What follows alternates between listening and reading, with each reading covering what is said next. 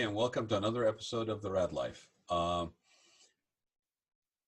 of the things that we have mostly suffered with this sequestering is the social engagement, the social interaction. And if you're a business owner, you know the importance of genuine networking. Not socializing, by the way, because there is a difference. There's a difference between socializing and networking, but also sometimes there are those who basically combine those two very well. And one of the people that I was very curious about how that aspect of their life was proceeding right now is a gentleman that I've had on the show before by the name of John Dade. John is a friend, and he has a group that he put together that networks over cigars and scotch and bourbon and things of that nature.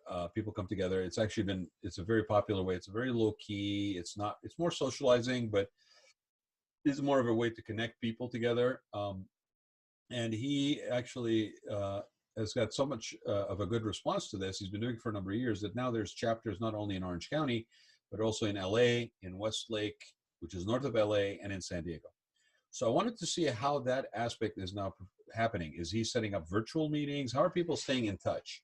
And especially for guys, we tend to have a little bit more of a difficult time maintaining those social networks. Women are very much better at it.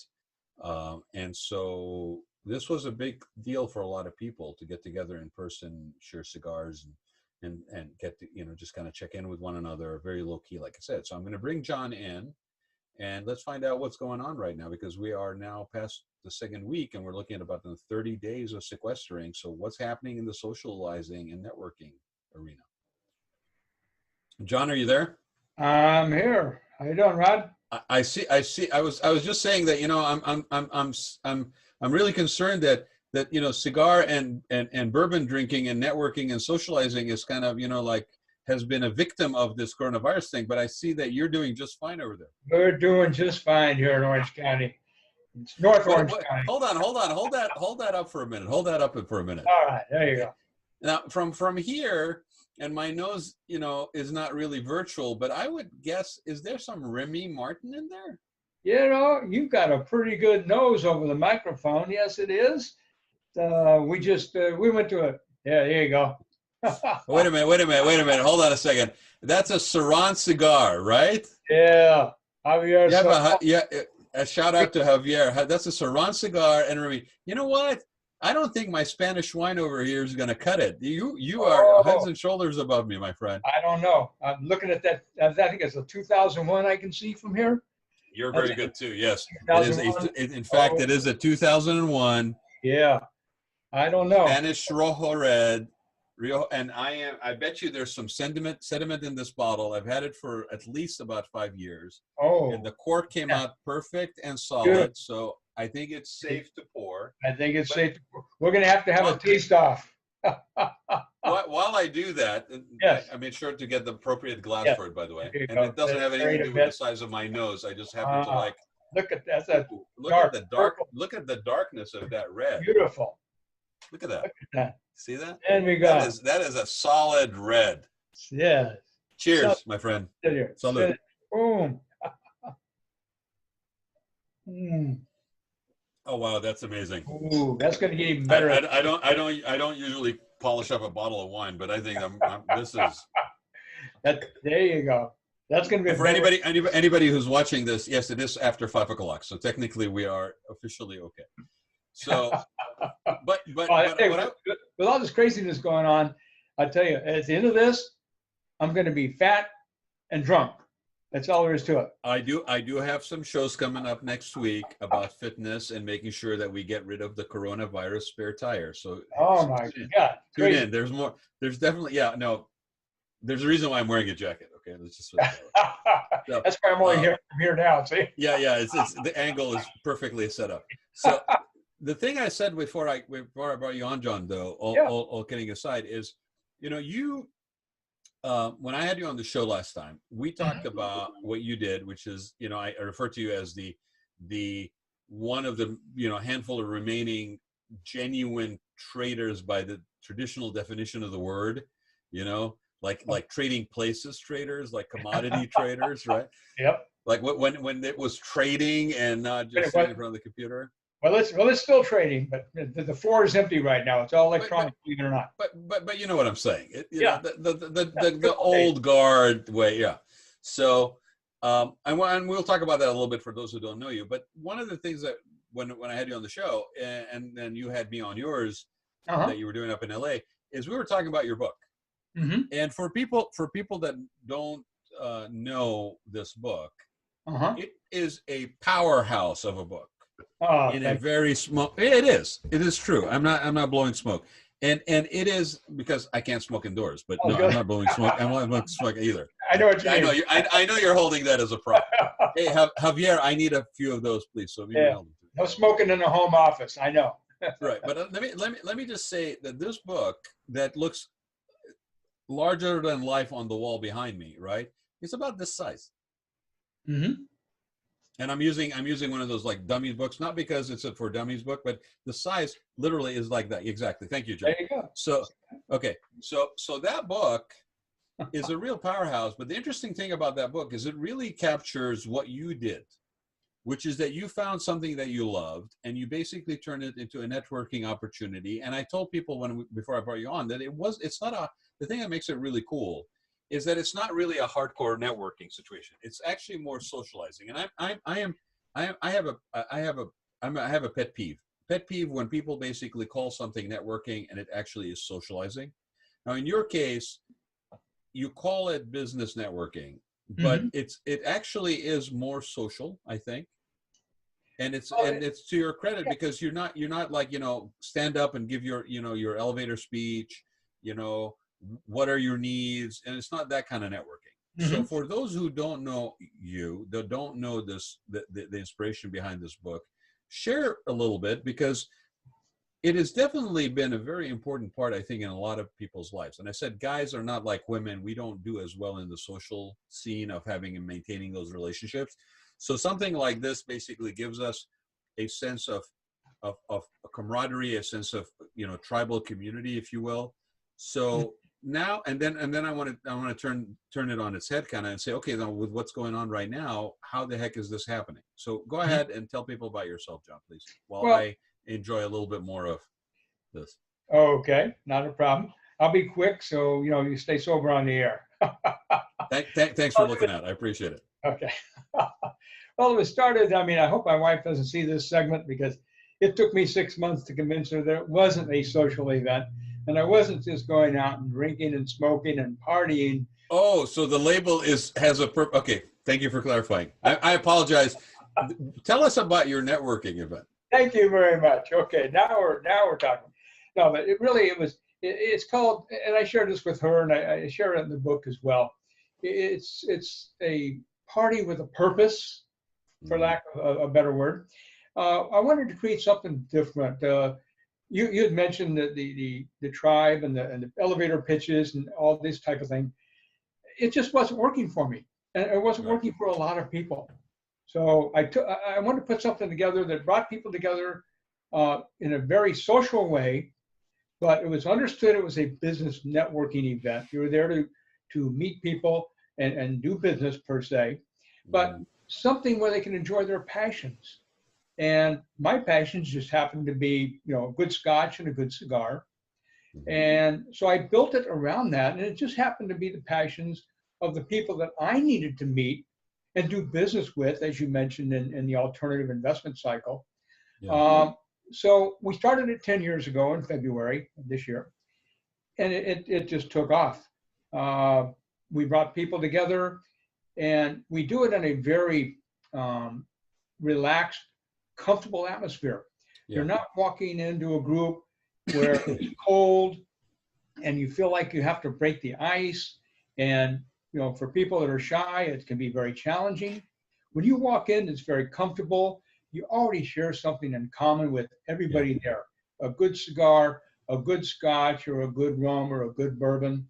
You're all executives, business owners, professionals there to relax, meet your kind of people you can do business with, and more importantly, build relationships with, and connect people with to do business with. So you and I have that similar thing. We are more relational than transactional. And Well, so, exactly, exactly. In this business, all of that went out the door after 2008. mhm. Uh, People are just gun shy. Investors are gun shy. They don't want to be sold. I like to share that everybody wants to buy, but nobody Mhm. wants to be sold. So the old days of cold calling and walking in and saying, "Here's my card. Let's do business. I want to do this." And they just don't want to hear that anymore. They want to know you. They want to trust you. They want to feel comfortable with you. They want to share their commonalities with you. Then they will do business with you. So that was John, the do you feel that right now we may be even experiencing a more concentration of that, like people not wanting to be sold? Like right now, there's like, we've been through this 2 weeks. We're going to be through it another 30 days. Mhm. We're literally almost to a quarter of a year that we're going to basically be in this situation. And it's a bit of a cliche that says, any behavior pattern that's done for 30 days becomes a new habit. But do you think, to your point, which by the way, thank you very much, it's a very, very, very insightful point to share, is that since 2008, people just don't want to be sold. They want to buy, but they don't want to be sold. And yet a lot of people out there don't get that. Even today, they're still out there selling. Yes, Right. they're transactional, as we call it, Transactional. Do you versus think you think there's going to be an aversion, even more of an aversion right now, in the, let's say, at least in the interim quarter or 30 days or 60 days, that people are going to have more of an aversion to that being sold thing? I mean, what do you think? Hmm. I tend to agree that you're right on target because during this period of time, and we'll get into this a little bit later, you're going to find out who your friends are, who your relationships are, Mm-hmm. and who the other people are. Okay, and the people that are just transactional. Okay, Mm-hmm. I'm here. Here's my card. Let's do business, or else I'm moving on. Mm-hmm. Okay, they're going to fall by the wayside. The ones that will be remembered are the ones that have fostered the relationship through this crisis, if Mm-hmm. you will, and stayed in touch, kept that relationship going through voice, emails, phone calls, Right. video programs, and what have you. And that's going to emerge where the people say, okay, I want to do business with Raad because he was there through this whole thing, didn't try to sell me anything, didn't want me to buy anything. He was just there for me, Mm-hmm. informing me, keeping me abreast of what's going on, letting Mm-hmm. me know that he's there if I had questions. That's where people are going to go to when Well, it's over. that is absolutely correct. I cannot agree with you more on that level. However, there is a reality. The reality is that people in sales, Hmm. if they are still fortunate enough after the last 2 weeks to still be in a sales position, Hmm. they need to sell in order to live, in order to pay their Yeah. bills, right? And Hmm. and stimulus money aside, checks being cut, all that stuff aside, we won't even go in there, right? Because in Orange County, $1,200 is what, like a pack of cigarettes and a couple of A pack of cigarettes and half a tank of gas. yeah, and a couple of Starbucks coffees. I mean, it is not going to go far, Right. right? Now, I'm not naive enough to think that there's going to be another stimulus package, and by the time we're out of this, because of the attempt to try to like spend our way out of this, Hmm. we're going to be saddled with a hell of a lot of problems on the economic side. I mean, that is just It's, going to be miserable, right? it's going to be a Uh, new normal for sure. it's definitely going to be a new normal, but to the point that people will try to sell because they need to. Hmm. I think they need to. It's going to need to be different. I think there's going to be a need to be sensitive. It's not like, for example, you can't just basically try to sell somebody a house right now, trying to tell them that basically they need to buy this house because next time there's a coronavirus and they're basically sequestered, look at how much room they'll have. Look at how much of it, you'll have a pool, you'll have an indoor bowling alley, you'll have you'll have a helicopter pad that you can't get the helicopter off the air. But if you want to just fly over your neighborhood, with only yourself and social Yeah. distancing, Social but distancing, yeah, 3,000 in a feet. helicopter, like that would, in my book at least, be insensitive. Like I talked to you about the interior design business that I'm in. Like Mhm. it's like if I went in somebody said right now and said, "Hey, listen," because I need to generate sales. Hey, listen, I think you really should redo your remodel your house because when you put it on the market in about 6 months, you should have this thing already built in. You should take some from your savings. people are very tight right now, and understandably so. Yes. So they may want to buy something, but we as people that are basically trying to provide a service really need to start looking into that word. Like, what is the benefit? What are you really, right this time in time of crisis, what Yeah. is it that you are providing that somebody really needs? And you may have to change what it is that you're pitching. You may have to change how you go about it. You may have to change when you expect payment for it. As much as you need the payment now, it may be basically where you're banking it for later. I think we're going to see a lot of interesting developments in terms of payment structures, in terms of when things are due. Like in companies, and in a lot of companies, we have this 30-day thing where you buy something now and from a supplier, and then it's due in Sure. 30 days or something. 30 days pay cycle. I think we're going to start seeing some of that stuff happening on an individual basis. I think the longer this thing stays in effect. Well, yeah, and you hit it on the head, because flexibility. You're right. You're getting those that are flexible. Okay, like the adjustments you made, on your radio show and things like that. But like deferring payments, yes, extending discounts. Mm-hmm. If you're a member of something, basically the entity basically says, well, we're going to defer that into either a credit into your balance, or because they need to also be sustained, or we're not going to bill people for the next 2 months or something like that, or we're going to bill them at half rate or whatever, because we know you can't come in and use the facilities, be it a gym, be it a club, whatever it is. Those are the people, you're right, those are the people that you're going to remember and actually have a loyalty to, because they had your back and were sensitive to your plight when this was happening. That is correct. And that's the flexibility part. And those that are able to do that and make that transition and what have you, and get out of that sell it now, collect now, move to the next person mentality, will be the ones that survive and thrive as we move forward. So what are you seeing? What are you seeing on? Let's deal with your sort of day job. The commodity trading side of things, right? I like you said, a lot of this stuff for a long time has been virtual anyway. Like I've been working in my interior design capacity. I've been doing remote work for 20 years, so there was no real adjustment needed for that. The people that I work with, I mean, I used to flippantly say, I don't care if you're doing your job in a bathrobe, overlooking a lake, as long as the work gets to the client when we need to get it to the client, it's fine, right? I mean, I really care about your quality of life, and if that makes you happy, then by all means work remotely. You want to put in the hours after 5, you want to put it whatever. We coordinate with those realities. So in your case, I know a lot of your industry was already virtual, so that wasn't an issue. Are you seeing any differences in buying patterns? Are you seeing any differences in people maybe basically not making decisions right now about buying things? This is not necessarily, again, you're a commodities trader versus like somebody who's speculating on the market, because right now, the airline stock is down, but they're just about to get the stimulus package infusion and bailout, and then boom, you're stuck. Are you seeing any of that, John? Yes, it is impacting the market. And you brought up a good point, is investing versus speculating.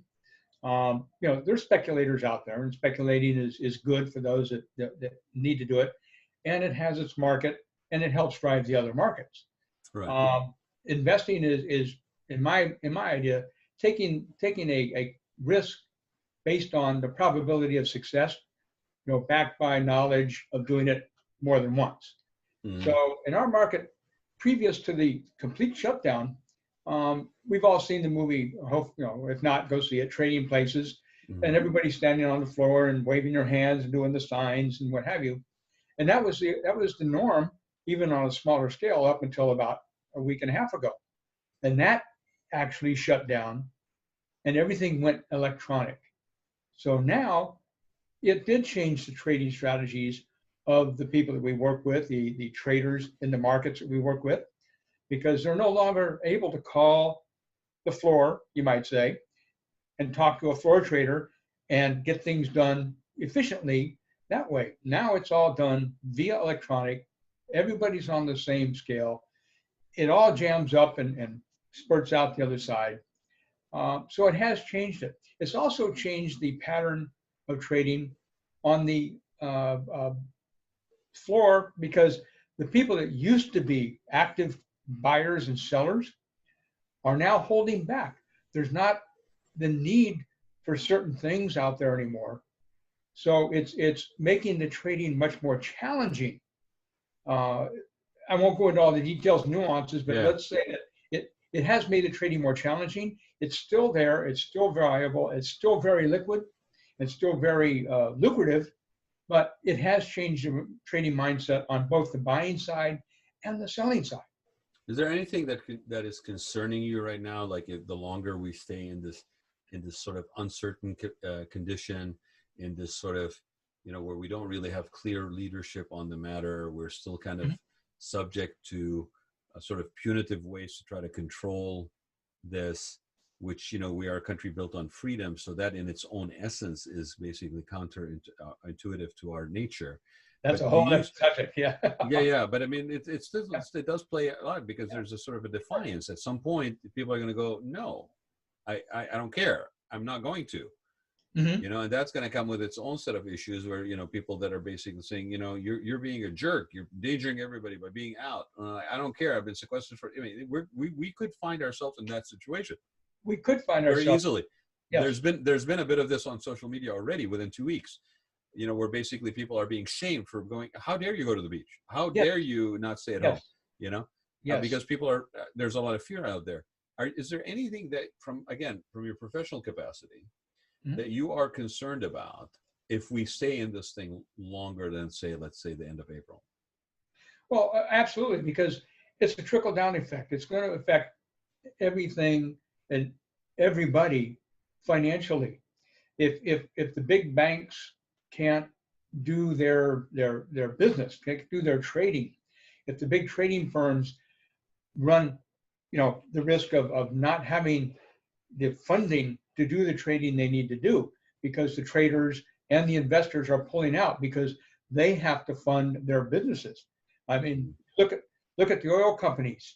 Their stocks are way down. Oil's way down. There's a big oil war going on, and the oil companies are hurting. So if they're not able to stay afloat, then their business on the exchanges is going to suffer. They may have to take money out to keep their businesses afloat. They can't do the hedging or things that they need to do. So it's going to be a trickle down effect. And it's the same, and that's on the wholesale scale. On the retail scale, absolutely. You may be a millionaire and you may be trading and doing your hedging and things like that. But if your source of business, your source of income dries up for an indefinite period of time, and now you have that fear, and the market hates fear. The market hates uncertainty. You have that fear, now you're not going to trade as actively, or you may take your money out. For example, gold, a perfect example. Gold is usually a hedge when the markets get crazy. Right. Why is gold going down? My personal opinion, a lot of people are cashing in gold and selling gold to meet their margin calls, to meet their daily expenses, to meet their needs, okay? And it served its purpose as a survivor tool. Yeah. But they're having to cover expenses they never had to cover before. And the key is they don't know for how long. Well, then that's the uncertainty. And unless you're a speculator and you're very agile and very fluid and have the ability to take those calculated risks with high gain, high loss potential. Yes. Yeah, the market hates uncertainty, and this is, again, I remind people we were heading for a potential slowdown at best, maybe a recession at worst. At worst. And a lot of things were basically being shored up. Like when we are looking at a Fed that's looking at basically doing a negative interest rate. I mean, I prior to interior design, I have an undergraduate in economics. I don't understand the bizarro world or the opposite world that we live in, where somebody would do a reverse interest rate. Like, can somebody who knows what the heck a reverse interest rate and how the heck that it would even be a plausible policy? Can they explain that to me, please? The short answer is you have to pay the bank to put your money in, because they're not going to pay you any interest on it. Do I pay the bank to put my money in and give them a toaster so they can open an account? I mean, it is bizarre. bizarre. It is bizarre. And we got people that are sitting in leadership positions that are like talking about this like it's as, you know, it's as valid as any business policy, as valid as any, you know, sort of, you know, management style. I mean, I was joking with somebody the other day, and I said, you know, with the amount of times that we use the term too big to fail, and now there's a new one, by the way, too small to fail. Too small to fail. Yeah. So too big to fail. I've heard it so much in the last 10 years that when I went to business school, we didn't have a management class on how the style of management called too big to fail. But I'm wondering whether they're teaching it in school now, because you build the company big enough that if it fails, you're basically going to be bailed out, and then you cash out your stocks, and you basically live on easy street the rest of your life.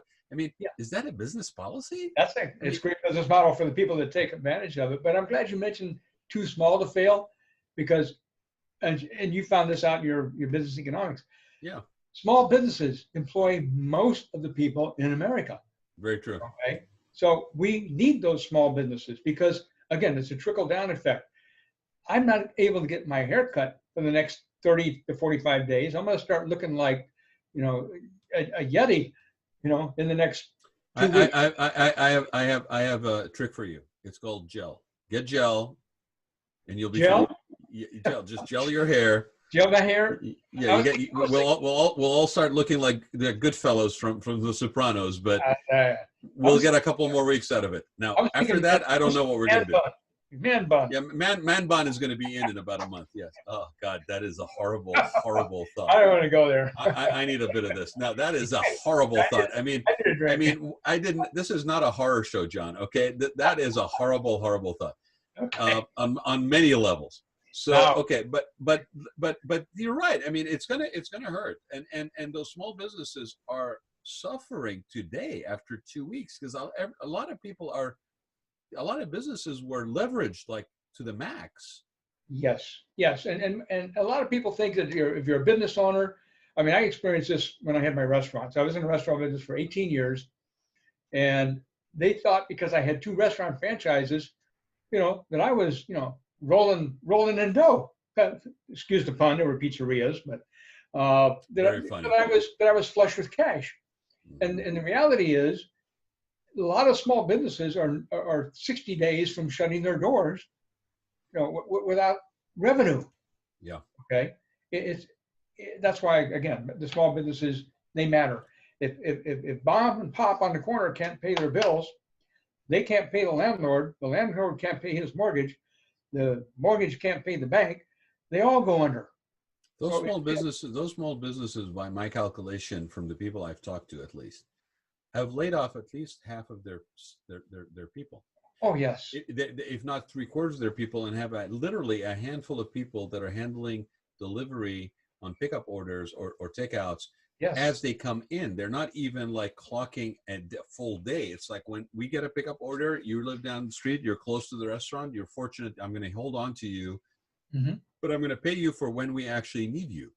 And the restaurants that I've talked to are averaging like 15% at best of their normal sales. Now you were in the industry. How long can a restaurant last with only generating 50% of their revenue? You can't last very long. The margins are thin as they are. Right. Okay. It's a difficult business to begin with. 50%. Utilities don't go down 50%. You know, labor costs don't go down 50%. Taxes don't go down 50%. It can, like I said, 30 to 60 days without revenue. You know, a lot of them aren't going to make it. Where's speaking of utilities? I mean, right now we're all on friggin' the internet, even more so than we were ever before, right? So whoever your provider is, where is the incentive plans? Where is the sensitivity to the market and what people are going through? Where is that? No, there's still calls coming in saying, oh, you owe X amount of dollars, or we're gonna, you've been slated for shutdown or termination or whatever it is. Yeah, I mean, we've been at this for 2 weeks, and by the way, I'm not using broad brush strokes, because there's been people that have actually stepped up. Corporations, businesses, they've stepped up. And you look at the same two players in the same industry, and you watch a person who's acting from a position of fear, and another one who is agile and lean and is a hustler by nature and is outside the box thinker. And they are coming up with alternatives right now. I know of a company that basically had some things that they use for their promotion when they went out and actually set up to do something. And they took that, which is inventory that is basically paid for.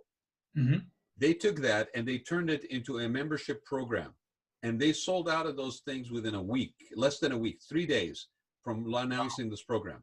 Yeah, and I'll have more on that once I have them on there. But it's that is, yeah, and that is, you know, you and I talk about this. Like, if you have that muscle already developed, you're going to fare much better right now with what's going on. You'll still hurt. We're still going to feel it. Everybody, I don't know anybody who's going to be spared. We're all going to feel it. And then the new normal will require those skill sets. I had a conversation earlier today where I said, you know, prior to this, the skill set that you would basically look for in somebody, if you're going to employ them under these conditions, under the conditions in the past, would be somebody that maybe had deep pockets, somebody that had financial resources.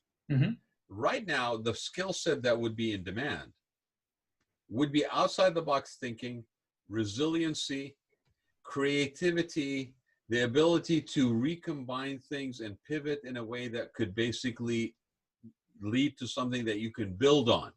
Right? It's fascinating how within 2 weeks or 3 weeks, depending where you are in the world, the priorities of what would make somebody basically a valuable asset has been put on its head. It has turned on its head completely. Yes. I mean, you see all these funny memes about, you know, people basically, you know, being real players because they got, you know, a trunk full of toilet paper versus, you know, a whole bunch of gold or something, right?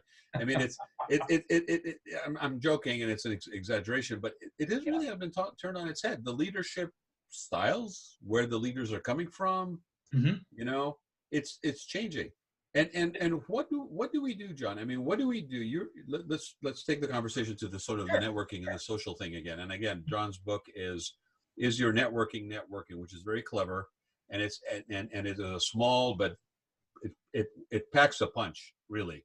And you should get it. Where can people find your book right now, since they have all the time in the world to read it? Amazon Books, Barnes and Noble, and Roman Books in Pasadena. All of them, physical stores or online. Okay, so look for his book. I have a copy of it. It's a really fascinating. 12 chapters, I think, isn't it, John? Yes. 12 chapters, really concise. It's not a boring business. It's a quick read. It's a quick read, but it's not a boring business book. I think you have a lot of stuff in it. I mean, you're a very, very relaxed, casual, very approachable guy, but you have a wealth of knowledge, and I think the book is very much a reflection of your personality. So, well, thank you. I just wrote it as if I was sitting and talking with you and sharing my thoughts. Right. Yeah, it was I think it's very powerful because of that. That's another layer for why it's powerful. But let's talk about, and I'm going to put up some pictures. So we one of the events that we were all at was at Bistango's in Irvine, and you had a cigar night. And I picked this picture on purpose because I wanted to show that, you know, it's not just guys getting together and, you know, beating our chests. We're actually, you know, women are there. It's a really kind of a comfortable environment. How can people find out about this group, by the way, John? You have a Facebook page? Well, we have a couple Facebook pages. If you just go to Facebook and type in Cigar Night Business Mixer, it will come up. And there's a chapter in LA, one in Westlake Village, one in San Diego, and the original chapter in Orange County.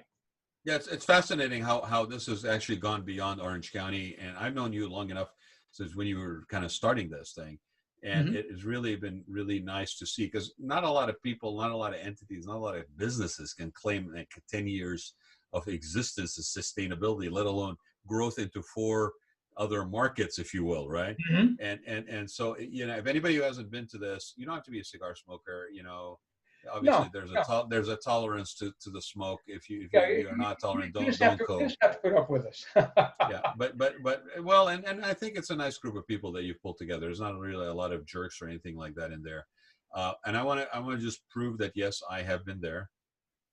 Yeah. There he is. I know Right. that face. Yeah. Is John is up in the other I'm in up here in the the corner. left hand corner, and Is that Mr. that Javier is Stone that you're with? These Javier Stone? that is Javier Serran that I Oh, am with. Yes.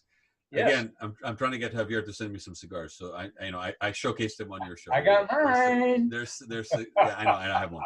Okay, I have to settle for Gloria de Cubana and Romeo and Julietas, whatever. Hey, Hey, Javier, I need no. to stock up. Send me some. Step up, Av. So you this is an event that is popular. People go to it. People count on it basically happening on occasion so that they basically maintain this thing. So has that been a victim of this last thing? I mean, obviously, social distancing, and then I love the fact that we didn't like social distancing anymore as a community, and we start calling it physical distancing, because actually, how can it be social distancing when we're all using social media? I mean, Exactly. right? Okay. But we called it social distancing for about 2 weeks, and then we're like, nah, we don't like that. Let's change it. We'll put another label on it. Now we're going to call it physical distancing. So what do you think? What do you think? Are you going to have an event where it's like physical distancing with 6 feet apart, and then that's going to make for a big That's big going to make it kind location? of tough. I guess that's You hard. need to get a warehouse or something for that one. Yeah, that's true. We're out in a big park. What are people doing? I mean, are you trying to do something virtual? What are people doing to fulfill that need? Because they're obviously not networking the normal way, and a lot of these events that were out there, to be honest with you, I stopped going to, because it was just not really networking. And if I wanted to hang out with a bunch of people that I knew and have some drinks and basically just connect and see how they are, I'd go to something like yours. I'd go hang out at the bar at the Center Club.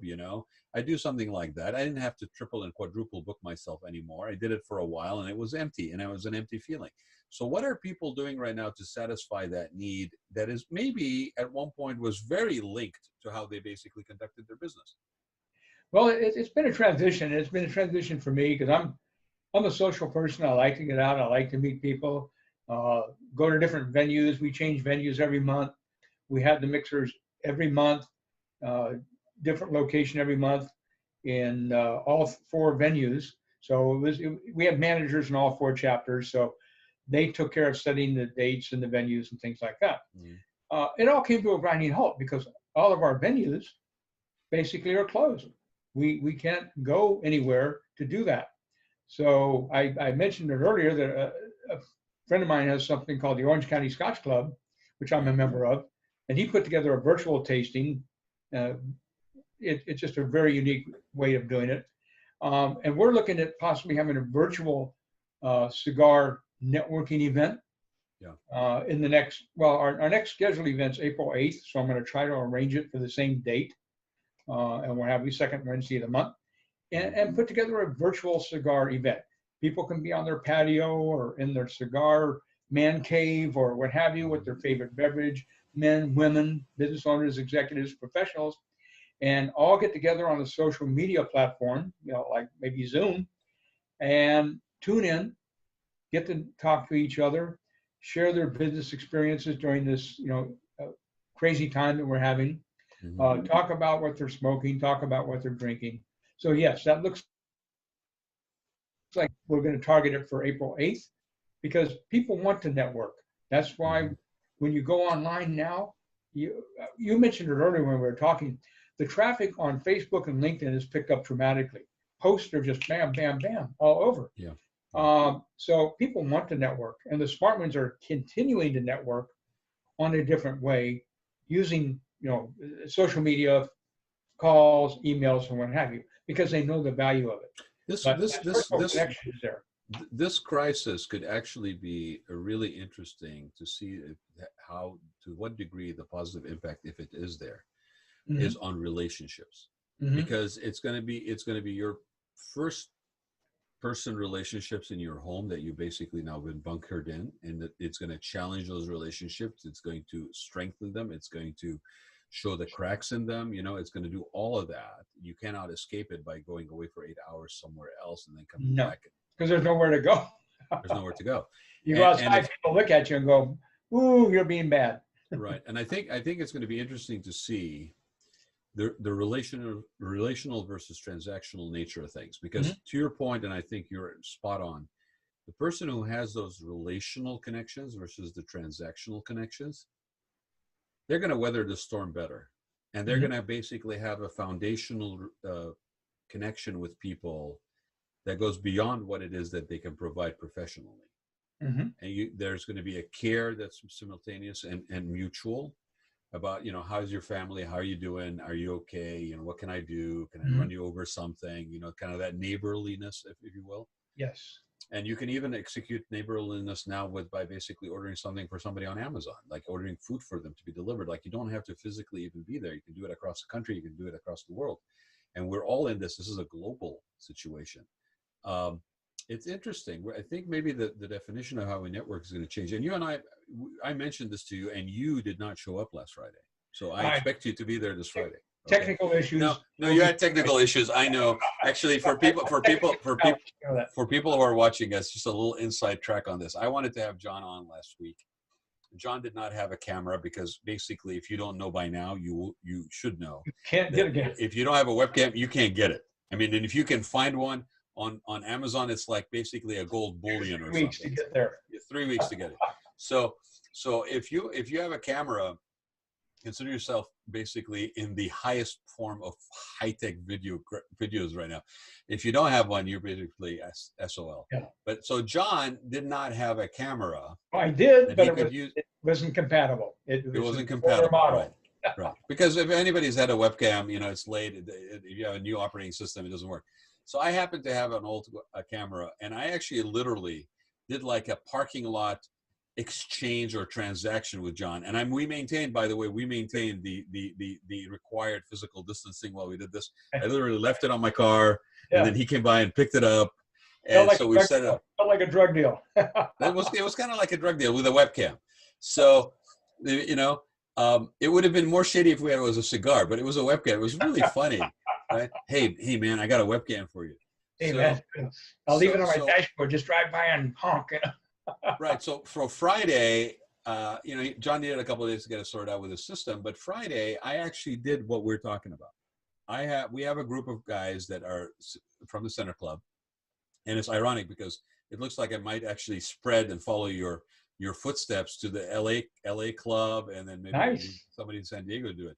Nice. But a while back, and we'll share this because I kind of followed John's example from the book.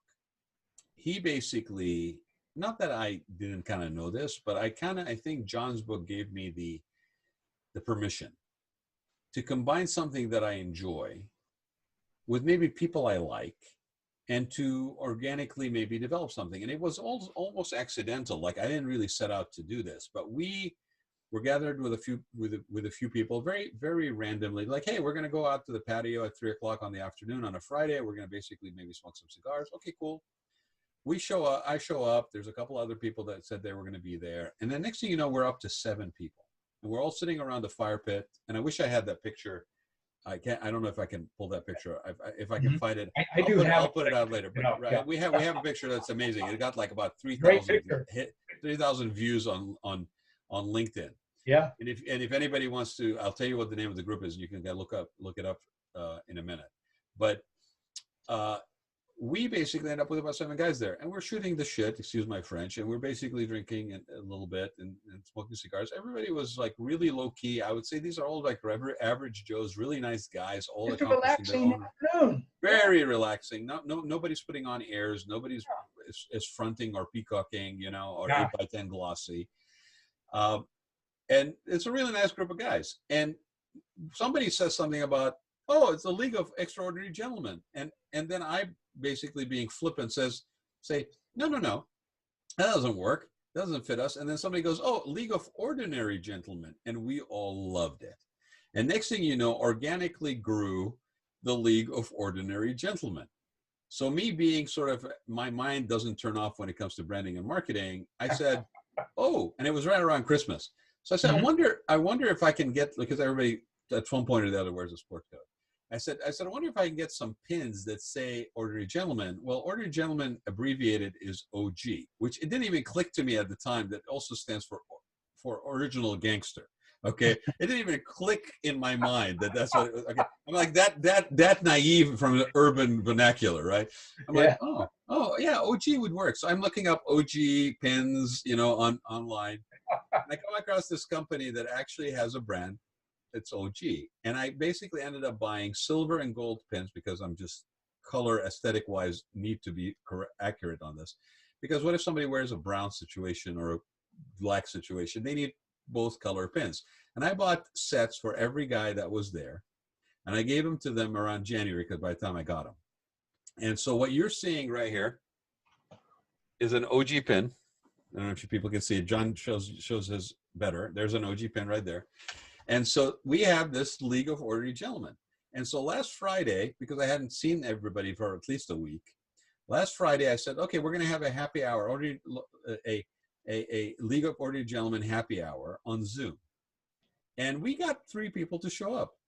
Lee Goldberg, Stephen Gregg, and myself. And we basically hung out, smoked a cigar, caught up, checked in with each other, make sure everything is okay. We hung out for probably about an hour and a half. And so to your point, this is actually maybe part of the at least current normal pivoting that we'll be able to do this. Now, obviously, with a group of people that are, more than a certain number, there's going to be some logistics and technical issues that need to be resolved. But I expect you, sir, to be there this coming Friday. Okay? Okay. Or else we're going to start basically, like marking demerits against the members of the club. Okay? We'll just end up with an gone. Oh, gone. Yes.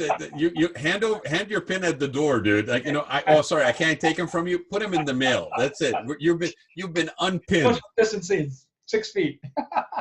and so yes. And we're going to open it up. I mean, it's not this sort of exclusive thing. I mean, we believe it or not, we already have qualification memberships, which is basically you need to be nominated by an OG, and that 3/4 of the membership would basically approve it. And if you know these guys, that's not a hard thing to do. And Scotch and cigar, they'll do anything. Well, no, actually, there are women that basically say, "Well, wait a minute, I'm the original gal," because we had a couple of women with us at the time, and we're the original gals, and we want our pins too. So this is taking on a life of its own. But this may be a way to creatively continue to social network and to maybe business network. Yeah. But it's also going to be really hard if somebody shows up into that virtual gathering and basically starts to do an elevator pitch and start a pitch. I mean, it's like, wait a minute, I'm sorry. Oh, what happened to your camera? What happened to your connection? Oh, I guess you're gone. Right. So in a roundabout way, talking to you about this tonight, I actually am kind of encouraged, because for us who are for a long time been relational versus transactional, and have been basically almost berated a little bit about it because it's not efficient. Like, you need to be a little bit more like transactionally minded. It's going to be interesting to see whether relational sustains people and what happens to people that are very transactional. Well, I think you've hit it on the head, and I say what's going to happen, in my opinion, here is at the end of this, you and I, the OGs and the Cigar Night Business Mixer group, are going to have a family to go back to and start and reset and go forward, because we've already built that structure. We've already built that group. We've already built that network, and we've already built those relationships. Yeah. So we're not going to have to start from ground zero. All that pent up demand of wanting to be together and get life back to normal will come to fruition, and we will organically thrive, I think, because of that. Well, you got people who have your back basically, and that care about you, and it's not a transactional care. Yeah, it's not a transactional care. That being said, John, and I think it's very, very valid, because it's also based on not an emergency. It's not a coming together that's not organic, right? It's not a forced situation. Because those, I think, are not going to last. I think we're going to see a lot of those that have been around for a while, and they're sort of mutual benefit, but it was very transactional. That's going to go away, because the minute I can't benefit from you, and that's the depth of my relationship with you, then that's going to go away. But that being said, I would like to end this with a positive message, and I see if you will agree with me, my friend. Is even though you may not be part of something like that, even though you may be sequestered, and I'm talking to the listener right now, you have an opportunity right now to get your head into that relational space And it may be working on the ones that are immediately in front of you, and then within this environment, like your relationships are going to be strained, they're going to be challenged, the kids are going to get on your nerves, your wife is going to basically, want to shoot you, you're going to basically want to run and scream and hide your head, maybe stick it in the oven. Oh darn, it's electrical, it's not gas, I don't, what the hell. I should have opted for the upgrade, which you should have called me, and I should have put in a gas oven in your kitchen remodel, but hey, you didn't. All right. So, but you still have an opportunity right now. If you can get your head in that space, not the oven, but the space of basically building a network, right? You can still do that right now. And you have no pressures on you in terms of time. I was talking to somebody the other day, and it was like, oh my God, if I don't get something, prior to BC, before Corona, if I didn't get my package from Amazon, I mean, I paid extra for Prime so I could get it the same day or the next day latest. Now it's like, well, we'll have it to you, but it might be a couple of days late or something, and you're like, that's fine, I'm not going anywhere. So take that reality. Mm-hmm. That is a forced reality. It's not necessarily something that you wanted. Mm-hmm. Although a little bit of solitude and balance is not a bad idea under normal circumstances or any circumstances. But take the space that you are in right now and try to leverage it to where you at least explore the benefits of relational connection versus transactional connection. And I think what will happen, even if you don't have the benefits of like the, OGs, I give a shout out, or, the cigar networking group or something, you're not already in a group like that, find something that gravitates with you. I think there's going to be a lot of gatherings that happen. There's going to be a lot of coming together with people that have commonality in something. I'll give a shout out to a group of people that was formed right because of this. And now they have, about 500, 600 people. They've got 50 seamstresses that are basically sewing masks for the hospitals and for first responders and things like that because of the lack of masks. And all of a sudden, there's a group of people that have a connectivity, that have a common purpose, that are doing good. They're leaving it better than they found it. They're leaving people better than they found them. And I think relational, leaving it better than you found it, and better still, leaving people better than you found them, can still occur in a virtual environment, but it requires candidness, it requires vulnerability, it requires humility, it requires lack of judgment, acceptance and diversity. And if you can actually engage with those, you may find yourself in a better position coming out of this almost as a better person, to be honest. I couldn't agree more. I agree with you, absolutely. Well, with that, my friend, I appreciate you spending some time with me. Here's to you. Rod, Cheers. Cheers. And cheers. Always a pleasure. I look forward to seeing you this Friday, and we will catch up then. And let me know about if you're going to do this with the Cigar Night, with a virtual gathering or something, and I'll definitely put it out there. And it's going to be funny because we usually have to have somebody come in and record and capture it, right? Mm-hmm. If you're doing it on Zoom, it's going to record it for you automatically. So you just pulled off an event for even less cost. I love it. So I'll see you soon, my friend. I'll see you Friday. Thank you, everybody, for joining us for another episode of the Raad Life. And before I go, again, go get John Dade's book. It is on Amazon. It's called Is Your Networking Networking? And John Dade, always a pleasure. Thank you, sir. Take care. Thank you, Rod. Bye-bye.